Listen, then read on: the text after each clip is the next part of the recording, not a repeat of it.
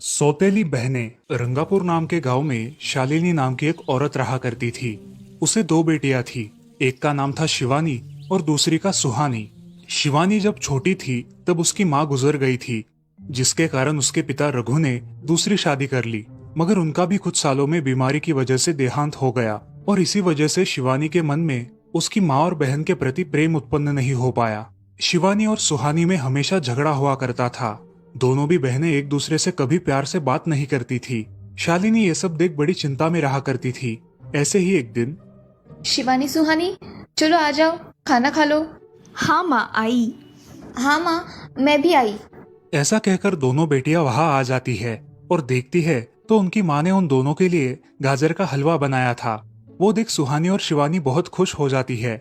माँ, तुमने ये हलवा मेरे लिए बनाया है? मुझे बहुत पसंद है।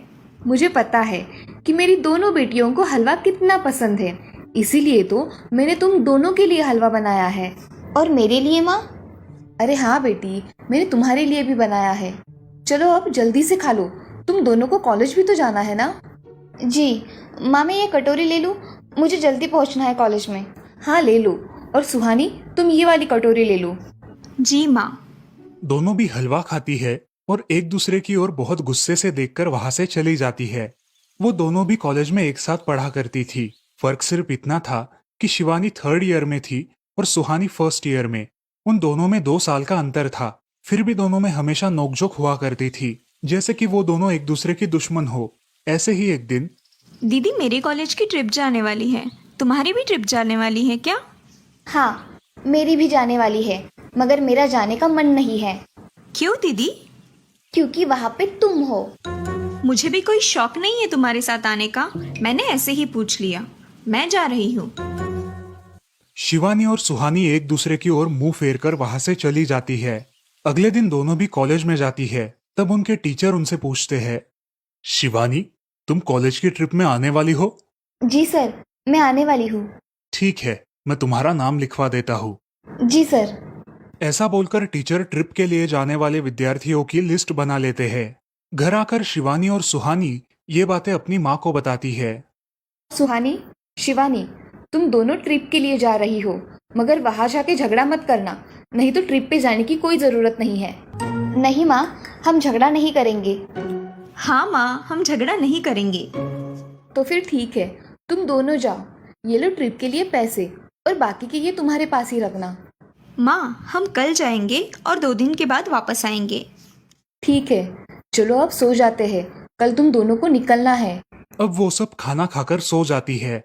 अगले ही दिन सुबह उठकर वो दोनों भी अपने अपने बस में बैठकर ट्रिप के लिए निकल जाती है और इधर शालिनी अपने काम में व्यस्त हो जाती है। ऐसे ही कुछ देर बाद शालिनी को शिवानी का फोन आता है। माँ, हम दोनों यहाँ ट्रिप की जगह पहुँच गए हैं। अच्छा बेटी, तुम दोनों ठीक हो ना?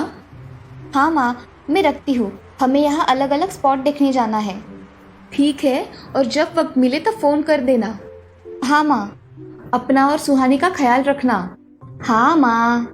फोन रखने के बाद शिवानी और उसके क्लास के सारे दोस्त वहाँ की एक जगह देखने जाते हैं। सुहानी भी उसके क्लास के साथ एक दूसरी जगह देखने निकल जाती है।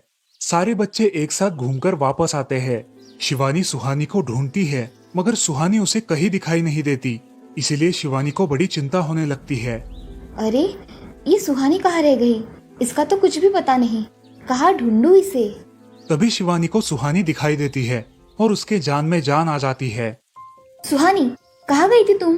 मुझे कितनी चिंता लग गई थी तुम्हारी। अरे, मैं यहाँ ही थी मेरी सहेलियों के साथ। मुझे कुछ नहीं हुआ। ऐसा बोलकर सुहानी वहां से चली जाती है। दूसरे दिन सब लड़के लड़कियां जल्दी उठकर अपनी तैयारी कर लेते हैं और पहाड़ पर जाने के लिए निकलते हैं। वो सब आज थोड़ा घूमकर शाम तक निकलने वाले थे। सब विद्यार्थी एक हिल स्टेशन देखने चले जाते हैं। शाम होने तक उस पहाड़ी का मजा उठाते हैं, लेकिन सुहानी बिना किसी को बताए उस पहाड़ी के एक अनजान हिस्से में चली जाती है। वहाँ का मनमोहक दृश्य देखते देखते गलती से उसका पैर फिसल जाता है और वो वहाँ से नीचे गिर जाती है। शाम हो जाने के कारण सभी विद्यार्थी वहाँ से निकलने लगते हैं और यहाँ सुहानी एक पेड़ के सहारे उस पहाड़ी की चोटी पर लटकी रहती है। शिवानी सभी विद्यार्थियों में अपनी बहन को ढूंढती है, लेकिन वो उसे कहीं नहीं मिलती। सुहानी को ढूंढते ढूंढते शिवानी वापस उसी पहाड़ी के पास आती है और उसे आवाज लगाती है। सुहानी, सुहानी कहाँ हो तुम? दीदी मैं यहाँ हूँ, बचाओ मुझे, मैं यहाँ हूँ। सुहानी की आवाज की ओर जाते ही उसे पता चलता है कि सुहानी पहाड़ी पर लटकी है। ये सब देखकर शिवानी बहुत घबरा जाती है।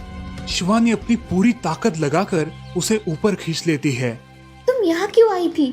अगर तुम्हें कुछ हो जाता तो मैं क्या करती? माँ को क्या जवाब देती? दीदी मेरा पैर फिसल कर मैं वहाँ गिर गई। मैंने बहुत आवाज दी मगर मेरी आवाज किसी ने नहीं सुनी। तुम ढूंढती हुई आई और मुझे बचा लिया। तुम दुनिया की बेस्ट दीदी हो। हाँ सुहानी, चलो अब घर जाने के लिए देर हो जाएगी, बस निकल जाएगी। सुहानी को ऊपर खींचते वक्त शिवानी के हाथ पर बहुत सारे जख्म हो गए थे, इसलिए सुहानी अपनी ओढ़नी फाड़कर उसके हाथ पे बांध देती है और अब वो दोनों बस के पास चले जाते हैं। क्या हुआ है शिवानी, हाथ से खून बह रहा है तुम्हारे? कुछ नहीं सर, मैं वहाँ पे गिर गई थी, अब मैं ठीक हूँ। टीचर और सारे छात्र गाड़ी में बैठकर घर जाने के लिए निकलते हैं। घर आने के बाद शिवानी सारी हकीकत अपनी माँ को बताती है और वो सब सुनकर माँ दोनों को गले लगाकर रोने लगती है। तुम दोनों एक दूसरे के साथ होते हो इसीलिए मुझे कोई टेंशन नहीं रहता, मगर मेरी बच्चियों खुद का भी ख्याल रखा करो। उस दिन के बाद दोनों सौतेली बहनों ने अपने बीच की सब नोकझोंक बंद कर दी और हंसी खुशी सगी बहनों की तरह रहने लगी। दोस्तों, इस कहानी से हमें ये सीख मिलती है कि हम सबको एक दूसरे के प्रति द्वेष की भावनाएं छोड़कर प्यार से रहना चाहिए। चंदनपुर नाम के गांव में चंपा नाम की एक औरत रहती थी। पति, 2 बच्चे और एक बेटी, ऐसा उनका पूरा परिवार था। उसका पति श्रीधर पोस्ट ऑफिस में जॉब करता था। उसके कमाई से ही घर चलता था। चंपा ने अपने घर के सामने एक छोटी सी दुकान खोल के रखी थी। उससे उसे जो भी मुनाफा होता वो अपनी बेटी की शादी के लिए जमा करके रखती। ऐसे ही बहुत दिन बीत जाते हैं। अब बच्चे भी बड़े हो जाते हैं। बड़ा बेटा अशोक डॉक्टर और छोटा बेटा रवि वकील बन जाता है और दोनों अपनी ट्रेनिंग पूरी करने लगते हैं। एक दिन उनकी बहन ज्योति के लिए एक अच्छा रिश्ता आता है और ज्योति की शादी पड़ोस के गांव के सरपंच जी के बेटे से हो जाती है। ज्योति बहुत ही कामचोर और गुस्सा करने वाली होती है। इसी कारण उसके ससुराल से उसे निकाल दिया जाता है। वो अपने पति को लेकर अपने मायके रहने आती है। अब चंपा का जमाई दुकान चलाता है और चंपा और ज्योति आराम से वहाँ रहती है। अरे ज्योति, जरा अपने कामचोर पति को कुछ काम करना क्यों नहीं सिखाती हो? कुछ काम का नहीं है वो। अरे हाँ माँ, उनके पिताजी ने तो उन्हें ही घर से निकाल दिया और हमारे माथे मर दिया। जाने दो, पति है।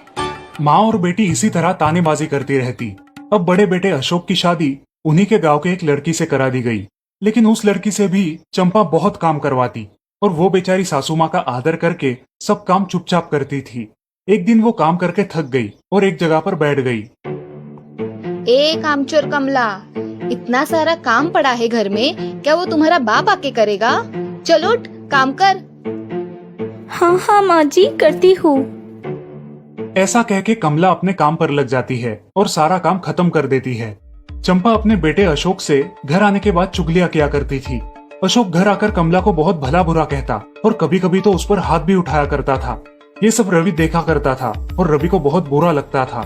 अशोक मारने आता तो रवि बीच में पड़ जाता और माँ बाप को डांटता था और वही झगड़ा खत्म हो जाता था। ऐसा बहुत दिन चलता रहा। रवि को रंजना नाम की एक लड़की बहुत पसंद थी, जो कि एक न्यूज रिपोर्टर थी। क्या तुम मुझसे शादी करोगी? मुझे तुम बहुत पसंद हो। हाँ, मगर रवि, तुम्हारे घर में तुम्हारी माँ का बर्ताव मुझे बिल्कुल पसंद नहीं है, इसीलिए पहले तुम इसका कोई हल निकालो। अरे रंजना, मैं हूँ ना तुम्हारे साथ, तुम्हें टेंशन की क्या बात है? मगर रवि, तुम भी अगर मुझे मारने पीटने लगे तो मैं तुम्हें कोर्ट में खींचूंगी। अरे हाँ बिल्कुल, वो तो तुम्हारा अधिकार है। अगले दिन रवि अपने घर में रंजना के बारे में बताता है। रवि की माँ चंपा उसे साफ मना कर देती है। रवि, तुम्हें कुछ समझ आता है या नहीं? अपनी बिरादरी की लड़की से शादी करो बेटा। इस घर में ये आखिरी शादी है और मेरे भी कुछ अरमान है बेटा। अजय, आप कुछ कहते क्यों नहीं? हाँ बेटा, तुम्हारी माँ सही कह रही है, तुम इसकी बात मान जाओ बेटा। नहीं पापा, मैं शादी करूंगा तो सिर्फ रंजना से, वरना मैं शादी नहीं करूंगा। सब चुप हो जाते हैं। अगले दिन रवि मंदिर से शादी करके घर आता है। सब अचरज से रवि की ओर देखते हैं और चुपचाप अपने कमरे में चले जाते हैं। कमला उन दोनों का स्वागत करती है और वो दोनों अपने कमरे में जाते हैं। कैसे लगा मेरा घर? अच्छा है, मगर सब मिलजुल के रहे तो और भी अच्छा होगा। रंजना, तुम्हें मेरी माँ को सबक सिखाना होगा, तभी घर के सारे सदस्य ठीक हो जाएंगे। ठीक है रवि, जैसा तुम चाहो।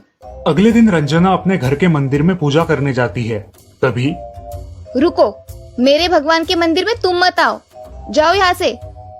ये कहकर सास रंजना को वहां से भगा देती है और घर के किसी भी काम को करने से मना कर देती है।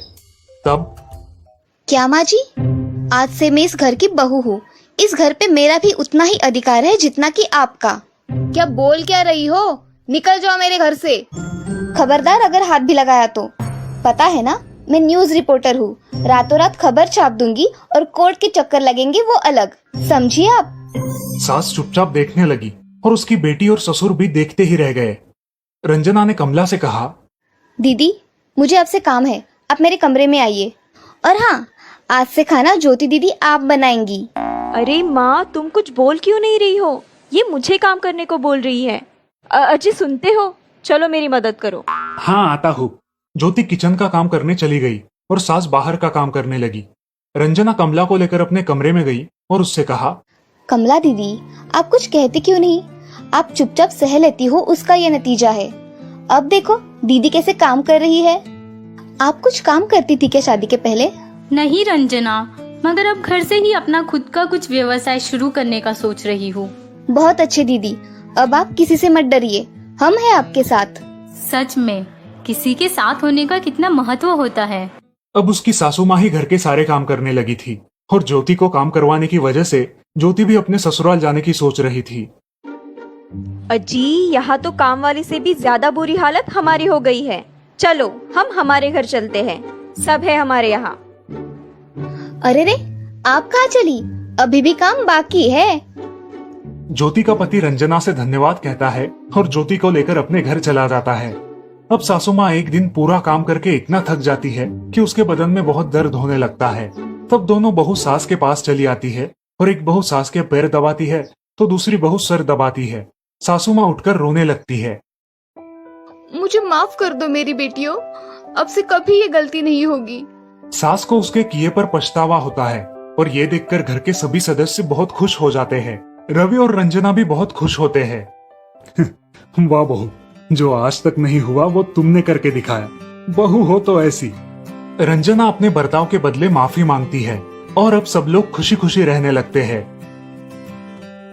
तो दोस्तों, इस कहानी से हमें ये सीख मिलती है कि हम सब मिलके परिवार बनता है और हम सब परिवार का महत्वपूर्ण अंग होते हैं। परिवार के काम मिल बांट कर करना ये हमारी वैयक्तिक जिम्मेदारी है।